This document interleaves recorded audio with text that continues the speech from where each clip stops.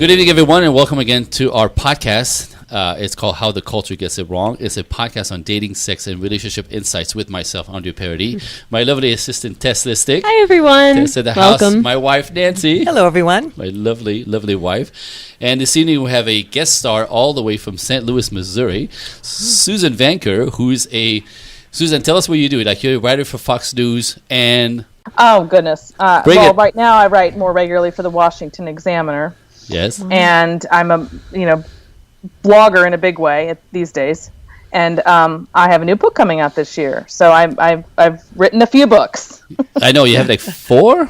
Wow. This is my 5th this year, yeah. Yeah, so you have 4 already. Awesome. So we'll talk about this at the end, and you could actually show off all about this. So the topic of this evening's podcast is called Broken Femininity, What Feminists Want You to Believe versus the Truth.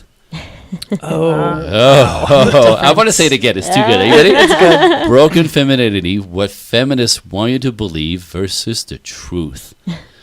Good Lord. Yeah. So now Suzanne's title, this is Suzanne's job. This is her title. Suzanne is a feminist fixer.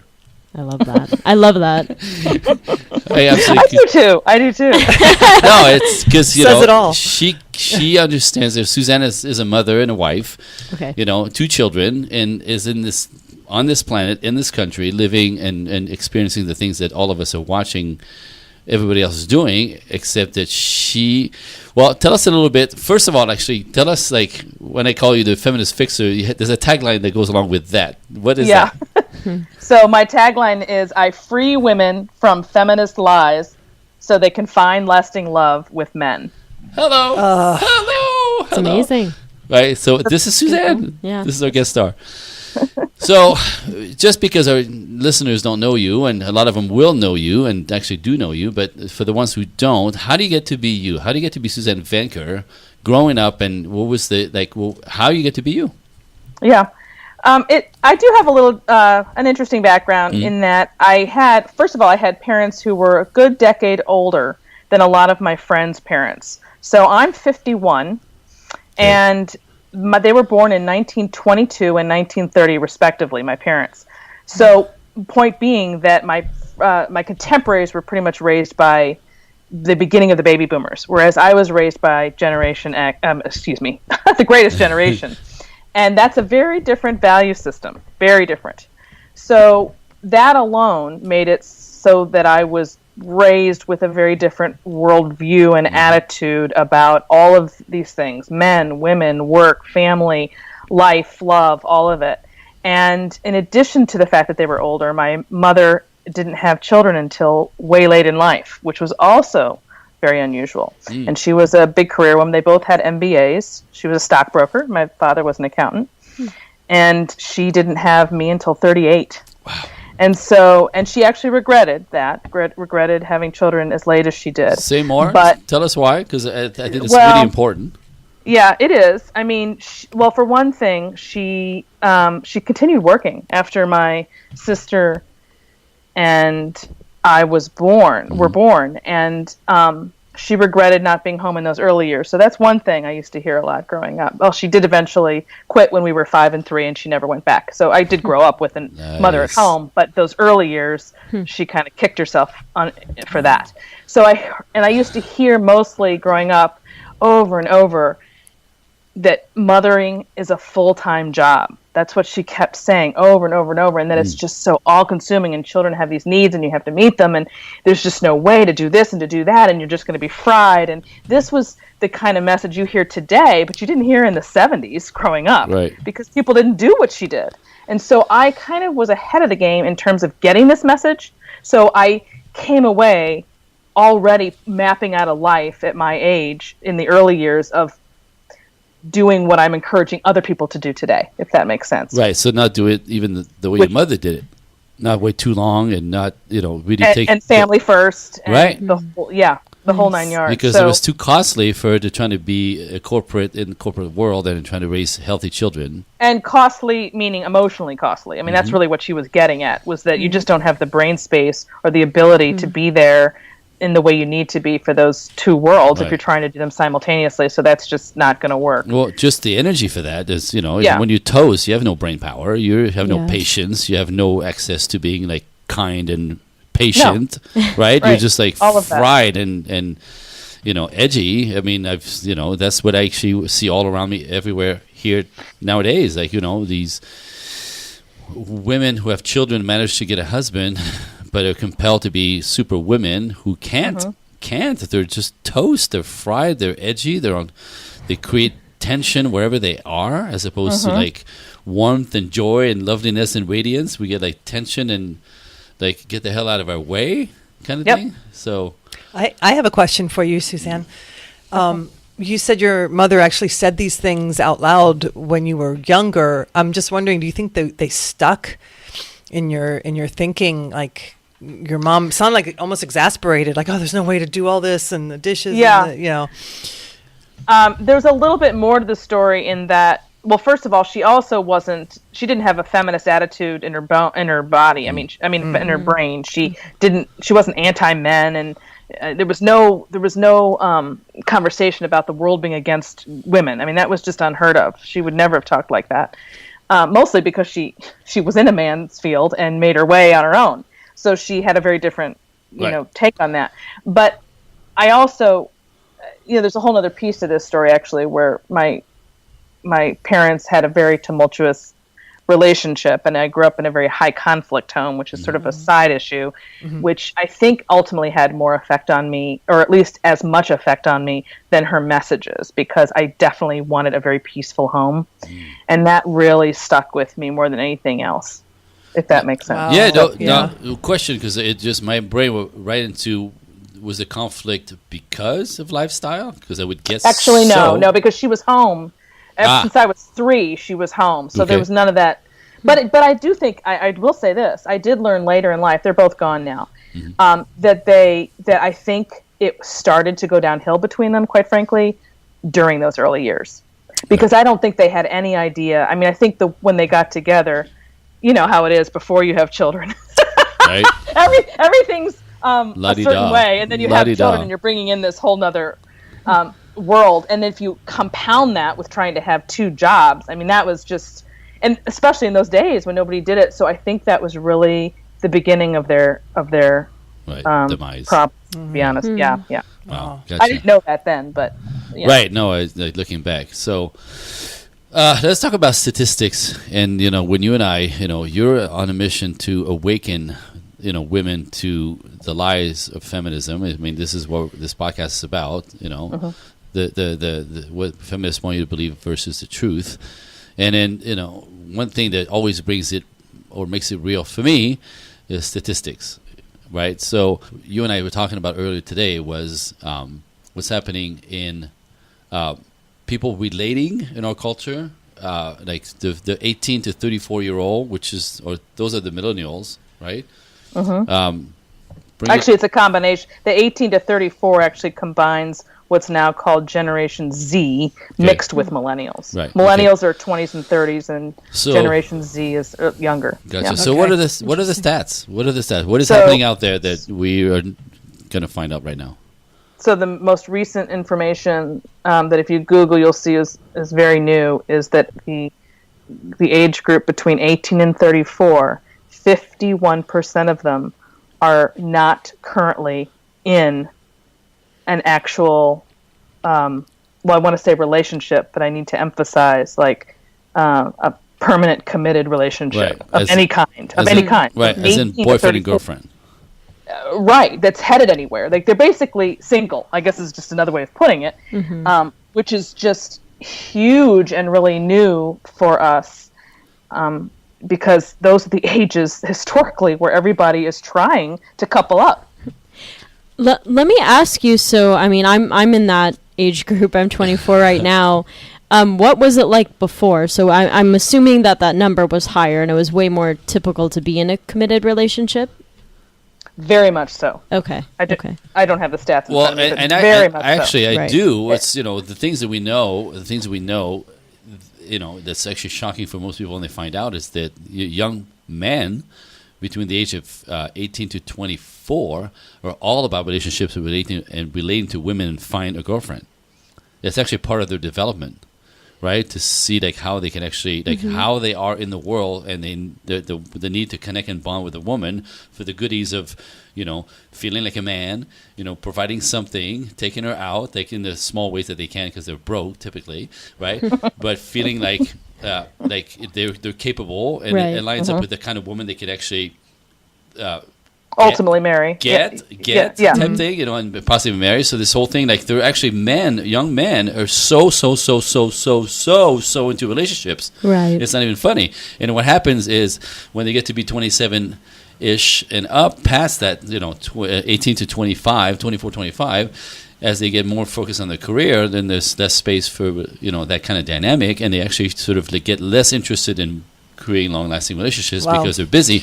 Wow. However, this is when actually, by then, when women are not available and the guys step out of wanting to be part of that, this is when everything goes to hell. This is what you and I, Suzanne, talk about all the time, right? This is when it falls apart in our culture, because if the girls aren't available because they're so busy being in school, becoming badasses, and building something that they don't even know men for, and the guys fall out of the equation, we have a problem. Yeah, and I wanted to ask specifically about that statistic. Do you know, like, what were the key reasons why? Did it mention that at all? Yeah. Well, when it comes to one of the things that the statistic on males, not specifically males, not having quote unquote sex or relationships, is specifically tied in to their lack of labor force participation, which anyone who's not living under a rock hopefully knows has gone down. And I mean, this is probably one of the biggest problems we have in this country today is male unemployment.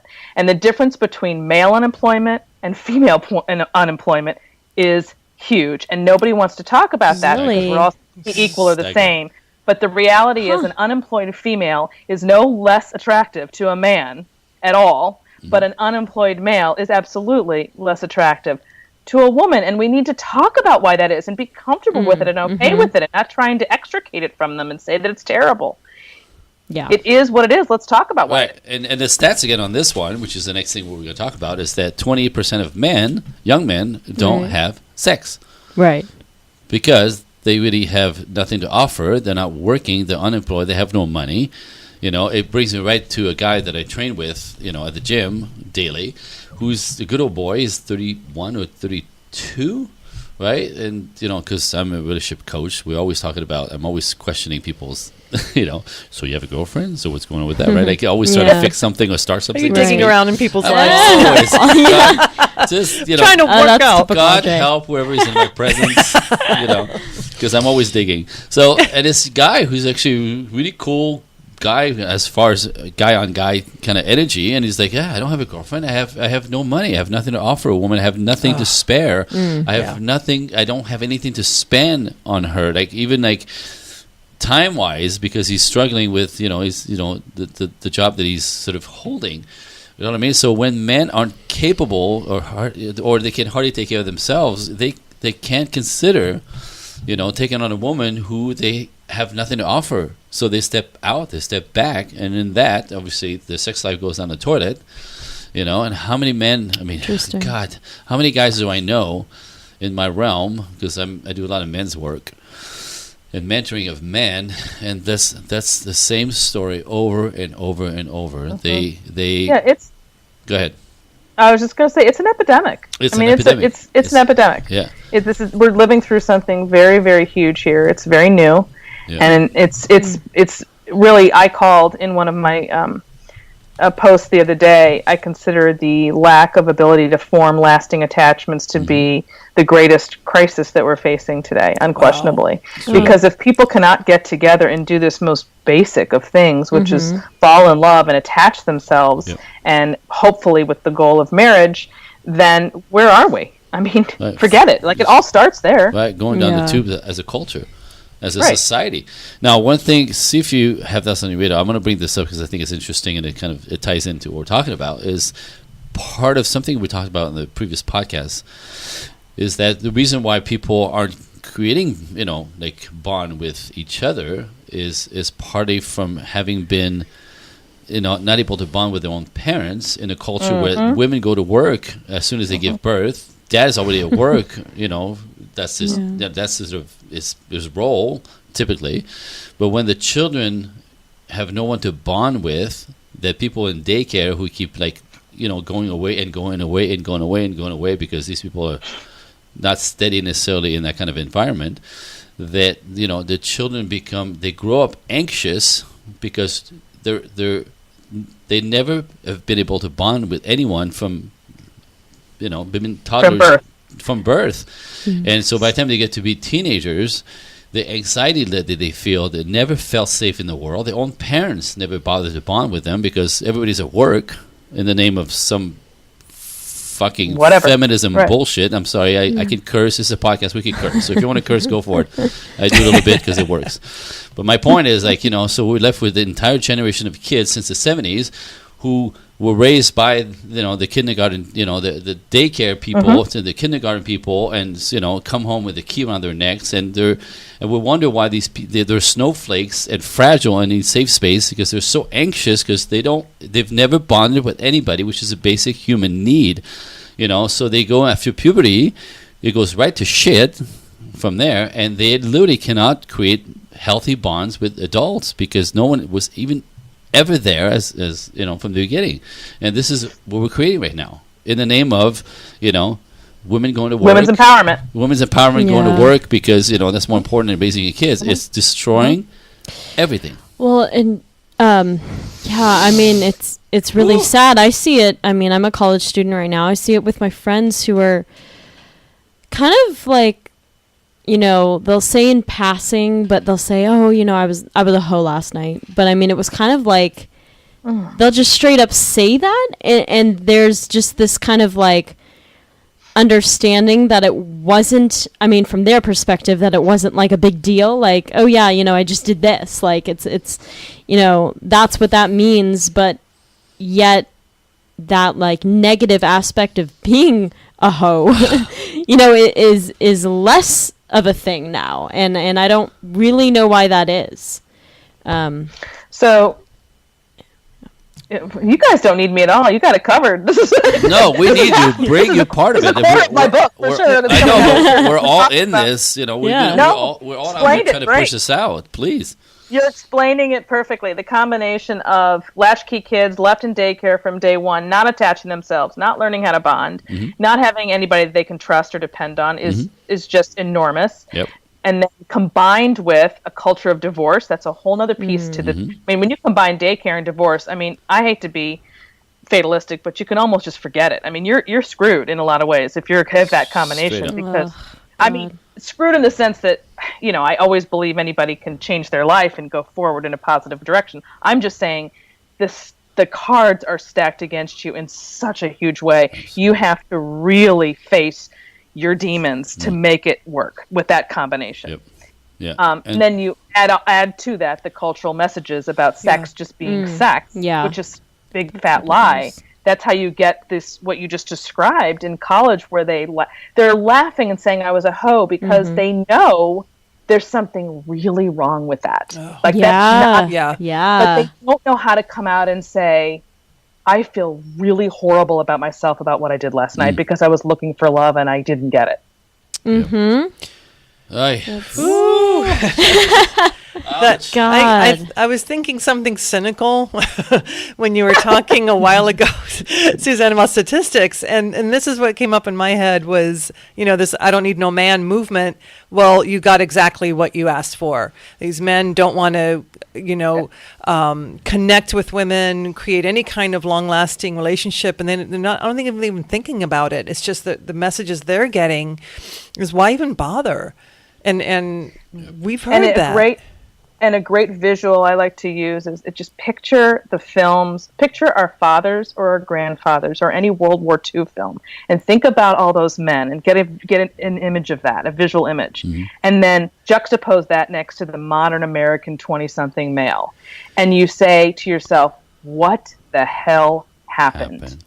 Did we just churn out a bunch of of man boys. I mean, we obviously did something. It didn't just happen. They didn't just emerge. We created this. Yeah. Well, one of the things that we know, and I'm sure you'll agree, because you probably have the same statistics, is the rate, was that the statistic of single motherhood in our country, right? Like back in the 70s, 20% of black women were single moms. Now it's 72% of black women are single moms, right? Oh, I mean, yes. Back in the 70s, 15% of Latinas were single moms. Now it's 50% of single moms. Back in the 70s, 5% of white women were single moms. Now it's 20% of single moms. So we know what happens when a boy, if we're talking about boys right now, or men, who are raised by women who over-nurture them, who keep them from finding themselves in their masculinity, because a woman cannot, not because they're stupid or, they don't have the mojo, they don't have the basic wiring of man to be able to raise a man to become a good man. Only men can do this. So when, a big, huge proportion of our males are raised by women who can't give them what they need to become males, we have this massive overproduction of feminine men who can't do shit, don't know who they are, can't produce anything, can't go to work, don't want to, and expect women to take care of them. It's just awful. I mean, it's so awful. That whole single motherhood. I mean, really, when you add up the things we're talking about between daycare, divorce, of course, single motherhood is linked to divorce, so they're kind of one and the same. Of course. The answer's in front of us. We just don't want to talk about it. We don't want to face it because it means we have to say, we did this. We screwed up. Yeah. The kids aren't screwed up. They're just the victims. Of course. Well, this is what this is about. This is what we're talking about. This is why you and I are here right now today talking about this stuff and blowing the whistle and sounding the alarm on this bullshit. Because you're right, it's not the kids' fault. However, we're destroying everything in our society and the future for these kids out of this need. And I'm going to say something horrible. Are you ready? We need to stop fucking glorifying single motherhood. We have to stop that shit, because it's the worst thing that happened to our culture. This, oh my God, she's a hero, she's a single mom. Fuck that. No, Absolutely. She's not. Absolutely. She's not. Absolutely. She's a woman who basically the welfare supports to make really bad choices with, the people she lays down with, because she don't need no man to take care of her. The government does it. We make men obsolete for women to make shitty decisions, and here we are. That's not fair for the kids at all. It's the worst for the kids. Yeah. Period. I'm curious also with everything that you do, Suzanne, your expertise, your writing, your coaching, when women are on the fence and they reach out to you, they've studied your work, what is it that gets them to, let's say if they're a hardcore feminist, do they click? Do they actually get it? Do they begin to use their brains? Is there hope? I wouldn't say that I get hardcore feminists in my milieu, in my world that come to me, because if they're hardcore, they've tuned me out. Yeah. But what I do get are the women on the fence, or the women who have listened to this and abided by it their whole lives, and then, bam, they're 30 and they realize that they've been lied to and that this is not working. Yeah. That's the group I get. Yeah. So I wouldn't call them hardcore. I would call them victims of the culture, and they're starting to piece it together. So I have a question, because I want to go there, because I want to be clear, because some people that are listening don't know exactly, right? So what is the lie? What is the lie? Oh my gosh. Well, bring it. This is why we're here. Yeah. The biggest one, the number one biggest, is that men and women are quote unquote equal and or should be, as in the same or interchangeable. Duh. That if we just got out of the way as parents and let children be their natural selves, we would learn that she wants the truck as much as he does, and he wants the doll as much as she does. But we just stuff this in their face and make them this way, rather than understanding that basically they reject biology, and they want you to believe that gender is a social construct, and that's the core of it, and it's a lie. Yeah. If you have anybody listening who's had children knows exactly that's a bunch of shit. Right. Because you give, no matter what you do, a boy will turn his Pop-Tart into a gun. And you could give a little girl a G.I. Joe doll, and she's going to put him in pink. Again, it's nature. crazy. It's nature. Yeah, I mean, cool. you can't Yeah. freaking twist that. So Yeah. continue. What else is a lie? So that's at the core of everything for them, because they're really trying. I mean, that's whenever they make an argument that they're fighting, they go back to the fact that they believe gender is a social construct. So that's really at the core of the whole thing. And so that speaks to, for example, why they argue that women should be in the workforce 50% as much as men, and men should be on the home front at 50%, the same rate as women, without understanding that the reason why we still have this quote-unquote gender pay gap, which is true, is out of free will and choice based on what people are choosing for themselves and what they want, as opposed to what they're told they can't have, and they just don't know any better, and they really want to go out and get it, but they're just not because they're held back or something. Sure. So, Oh, no, I mean, there's one more that I like. This is my favorite one, right? If we talk about, stereotypes, right? Like, stereotypes have gotten such a bad rap. Men like men things, the girls got girl things, and that's sexist, and that's stereotyping, and that's not true, and then you keep people in the boxes and stuff, right? Really? Really? Right? So get this. Like, one of the things that we know for sure, if you think about temperament, right? Temperament, like how we basically are, as men and women, different in temperament, right? Who's more patient? Women, right? Who has more access to not losing their temper and sort of be able to communicate with their words, right? Feminine women. Yeah. Who's got access to? Who's more able? Good point. Well, so in the realm of temperament, if you're going to raise children, who's more built for that? In the sense of not losing their temper, not losing their shit, not screaming at them, not losing their patience, not, telling what the hell is wrong with you, right? Use your words, honey. What's going on? What do you need? You need a hug, right? Like the temperament of a woman is made to raise children. The patience that you have, the love that you have, moment to moment, and not lose your shit, because you actually are built for that pacing of never forget that it's a little life in front of you that is just challenging. When men don't have that, right? Like, men is rah kind of thing. So, we're actually built in different, we're built to go and fight the world, and you really, the temperament wise, you're better at being kind and loving and sweet and connecting and talkative and using your words. How is that wrong? How is that bad? How are those stereotypes all of a sudden horrible? Somebody explain that to me. Well, they're not bad for a regular person, but they're bad for anybody who has a political agenda. Exactly. So you have to remember, at the core of this whole thing is a political agenda. There's a mission there, and in order to meet the mission, you have to convince enough Americans to believe what I'm calling lies, but believe in their worldview, in order to get them on board to reach this agenda. So it's all about politics. That's all it is. But regular people don't think like that with their relationships. They don't politicize their relationships or their parenting. But that's what they're called to be doing today, is to make it political when it shouldn't be. Right.